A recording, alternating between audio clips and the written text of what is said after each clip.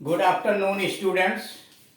इस वीडियो के अंतर्गत हम लोग होटल में होने वाली बातचीत, एक अजनबी और स्वागताधिकारी के बीच कैसे बातचीत होती है, उस संबंध में जानकारी प्राप्त करेंगे। एक परदेसी होटल में पहुंचता है, नमस्ते बंदगी होती है। रिसेप्शनिस्ट उनसे नाम पूछता है, कहाँ से आए हैं, क्या धंधा है, क्या व्यवसाय है, आदि आदि चीजें वो पूछता है। मैं आपकी क्या सेवा कर सकता हूँ। परदेसी उसे कहता है, मुझे यहाँ कुछ दिनों तक ठहरना है, कमरा चाहिए। कितने कमरे? तो एक कमरे और एक ड्राइंग रूम। किराए और खाने की बात होती है, मामला सेट हो जाता है।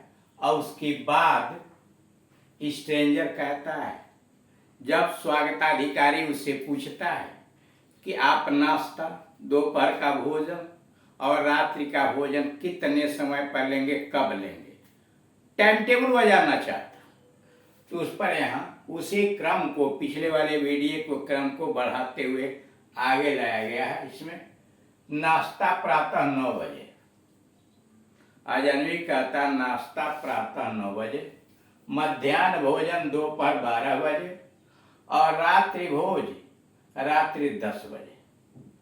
वो अपना टाइम बता देता है। अजनबी नाश्ता प्रातः 9 बजे, मध्याह्न भोजन दोपहर 12 बजे और रात्रि भोजन रात्रि 10 बजे। Breakfast at 9 AM, breakfast at 9 AM, lunch at 12 noon and dinner at 10 PM। Receptionist कुछ और विशेष हिदायत देना चाहेंगे? रिसेप्शनिस्ट कुछ और विशेष हिदायत देना चाहेंगे? Anything special sir? कुछ और विशेष हिदायत देना चाहेंगे? Anything special sir? स्ट्रेंजर नहीं, शुक्रिया, नो थैंक्स। अजनबी कहता है, स्ट्रेंजर नहीं, शुक्रिया, नो थैंक्स। रिसेप्शनिस्ट, हमारे यहाँ शाम को विशेष मैजिक शो होता है, आप देखिए। हमारे यहाँ रिसेप्शनिस्ट, हमारे यहाँ शाम को विशेष मैजिक शो होता है, आप देखिए। We have special magic shows, we have special magic shows for our patrons in the evening. We have special magic shows for our patrons in the evening. I hope you will like to see that. Receptionist कहता है, हमारे यहाँ शाम को विशेष magic show होता है, आप देखिए। We have special magic shows for our patrons in the evening। शाम को हमारे यहाँ विशेष मैजिक शो होता है, आप देखिए। I hope you will like to see that. I hope you will like to see that। अजनबी कहता है, स्ट्रेंजर, ओ धन्यवाद, कब शुरू होता है? Oh thanks, when does it start? अजनबी पूछता है, oh thanks, when does it start, कब शुरू होता है?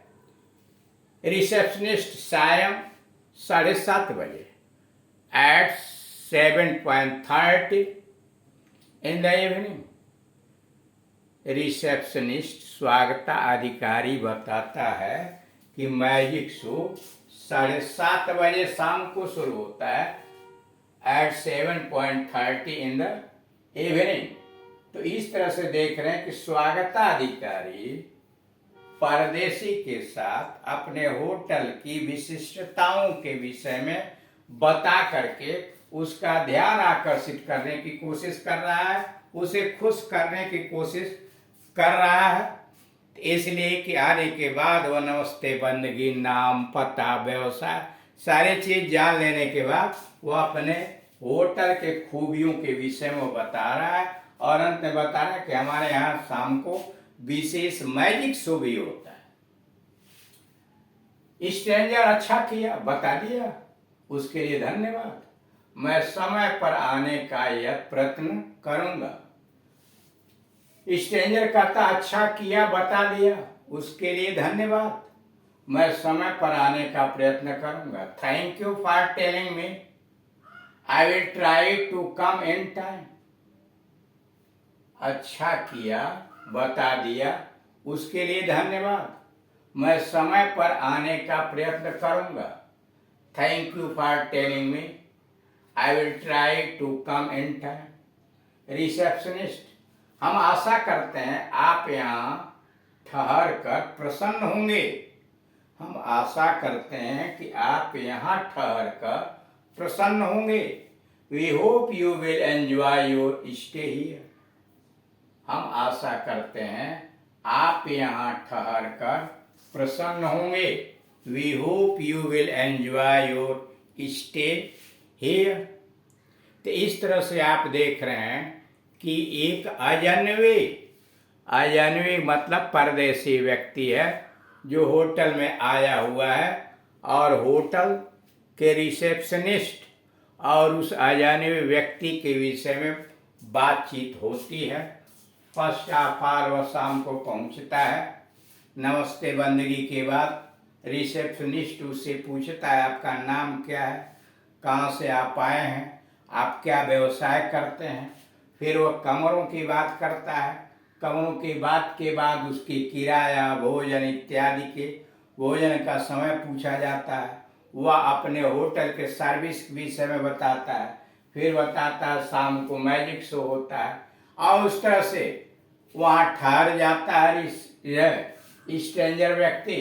और वह रिसेप्शनिस्ट अंत में कहता है कि हम आशा करते हैं कि आप यहाँ ठहर कर प्रसन्न होंगे। We hope you will enjoy your stay here. तो इस प्रकार से आपने देखा कि होटल में परदेसी और स्वागताधिकारी से कैसे बातचीत होती है। अब अगले टॉपिक पर आइए, दैनिक कठिनाइयाँ, day to day difficulties. Day to day difficulties. पहला व्यक्ति, कहिए जनाब क्या हालचाल है। पहला व्यक्ति यानी दो व्यक्ति, पहला और दूसरा यहाँ है।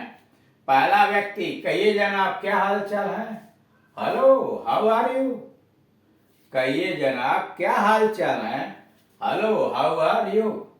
दूसरा व्यक्ति, हालत खराब ही है भाई, आजकल महंगाई अंधाधुंध बढ़ रही है, सभी चीजों के भाव बढ़ रहे हैं।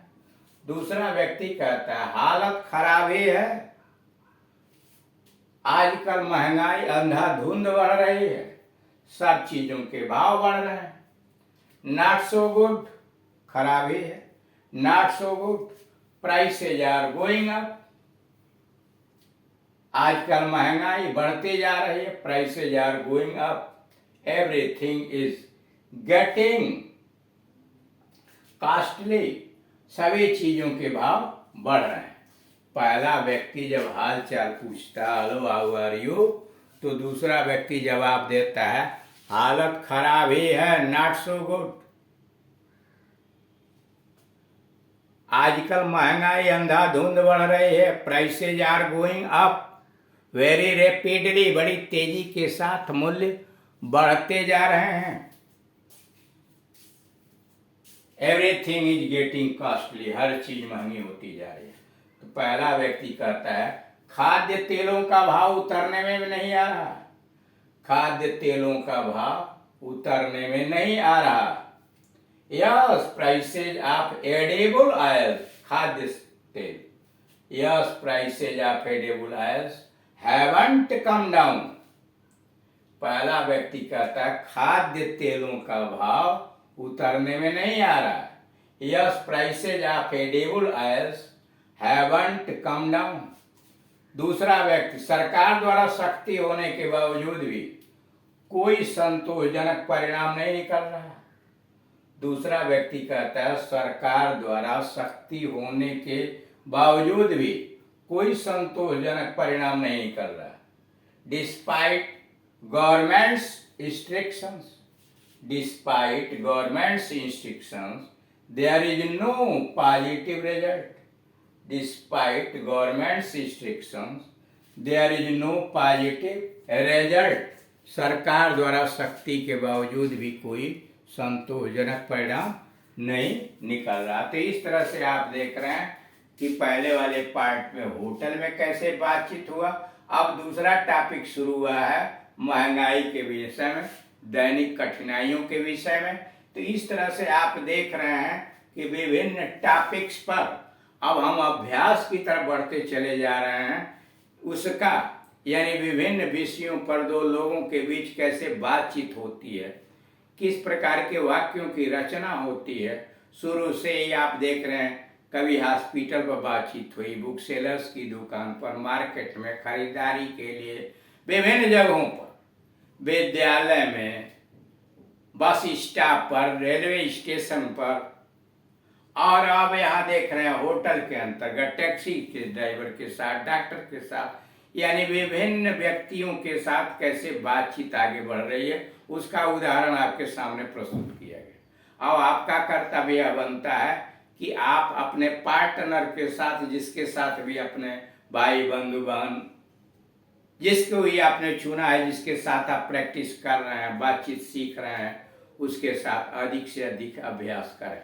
इसलिए कि जितना अधिक आप अभ्यास करेंगे वैसे ही आपके पास शब्दकोश बढ़ेंगे, वाक्यों की रचना करना सीख जाएंगे और विभिन्न विषयों के अंतर्गत आपकी जानकारी बढ़ती चली जाएगी और समयानुसार उनका प्रयोग आप हर व्यक्ति के साथ बातचीत में करेंगे, जिससे लोग आपकी तरफ आकर्षित होंगे और आपको समझेंगे कि अंग्रेजी में आप कुशल व्यक्ति हो गए हैं। Thank you.